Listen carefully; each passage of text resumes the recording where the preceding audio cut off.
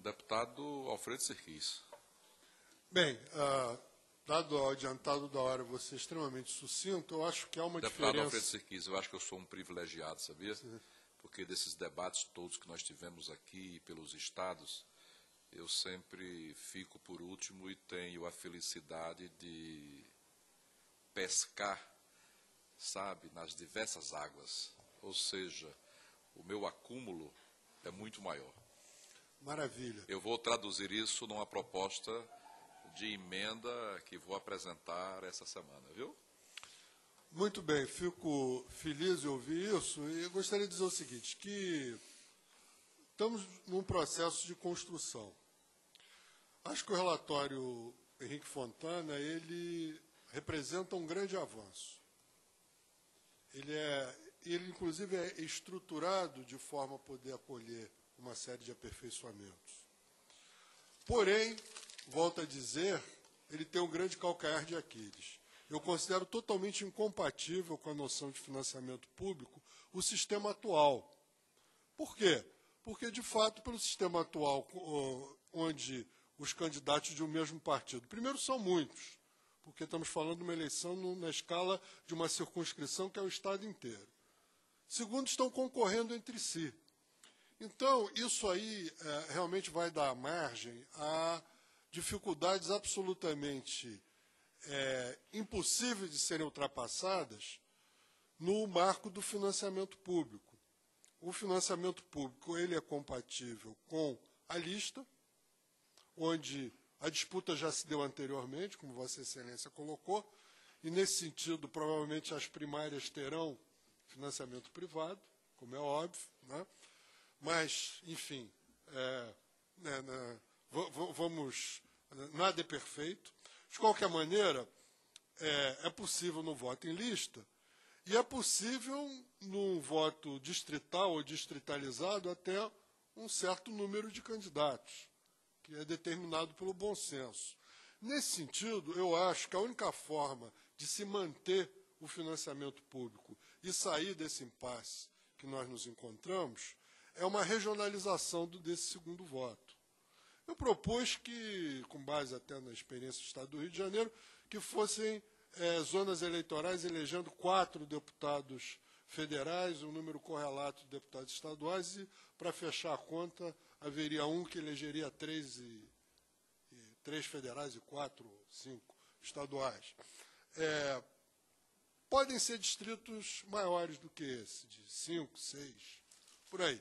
Mas, de qualquer maneira, a regionalização, ela, a princípio, eu acho que ela jogaria melhor com o voto majoritário, mas aí nós caímos na questão da emenda constitucional, que, se houver um consenso político, ela é viável, é mais fácil manter a proporcionalidade. Mantendo a proporcionalidade, qual é a desvantagem? A desvantagem é que, às vezes, você vai ter um candidato extremamente bem votado que não vai se eleger pelo sistema da proporcionalidade. De qualquer maneira, facilita, viabiliza o financiamento público, porque aí você vai ter um distrito, digamos, ou uma grande zona eleitoral, para não usar a palavra distrito, vai ter uma grande zona eleitoral com 5 candidatos que sejam a deputado federal, que vão previamente ser escolhidos em primárias partidárias, que são esses 5. Aí já vai gerar um certo número de tensões e tudo, mas ainda é uma coisa administrável. Ao contrário de você ter 20 ou 30, na escala do Estado inteiro. Então eu acho que, ainda que com alguma dificuldade, viabiliza o financiamento público, por um lado. Por outro lado, contempla uma parte daquilo que os defensores do voto distrital acreditam que o voto distrital poderia prover. Eu sou contra o voto distrital, mas eu sou a favor das preocupações que as pessoas que defendem o voto distrital colocam. Sou contra o voto distrital, primeiro que, tecnicamente, se você tem uma eleição simultânea para federal e para estadual, já inviabiliza, porque é impossível você fazer simultaneamente, para o mesmo dia de eleição, uma campanha com 2 formatos diferentes de zona eleitoral ou de distrito. Um para federal, no caso do Rio teria que ser 46, e o outro para estadual teria que ser 70.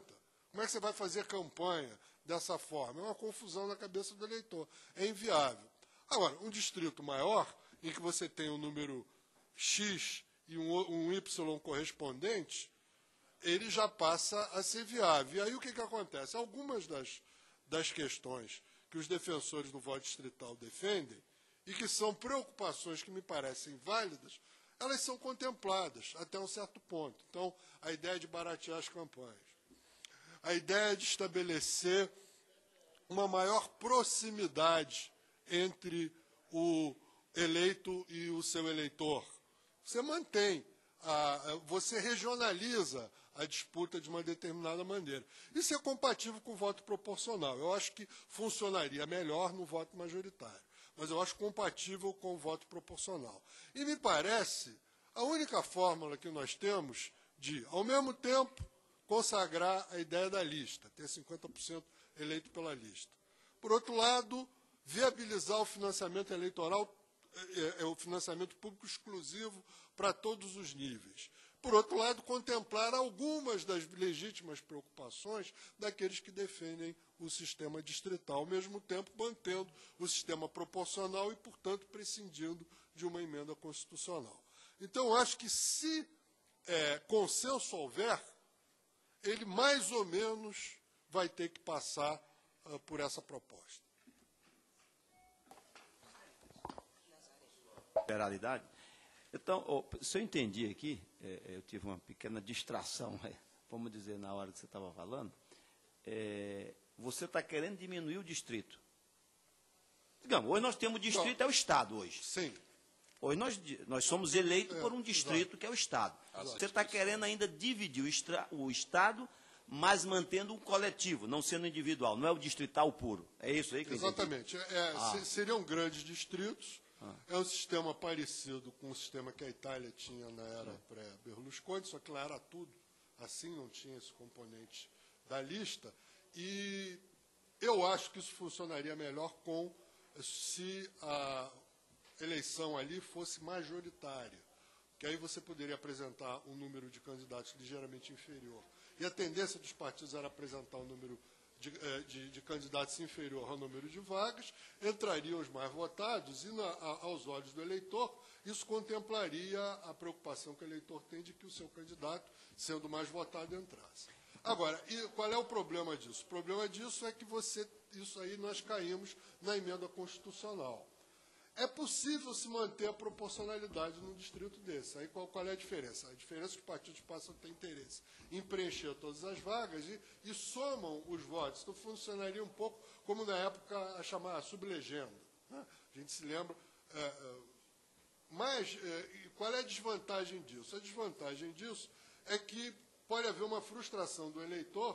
Por exemplo, tem um determinado partido que teve o seu candidato muito votado, e aquele candidato acaba não entrando porque o somatório dos votos dos outros partidos ocupou essa vaga. Essa é a desvantagem do sistema. Mas qual é a grande vantagem que esse sistema tem?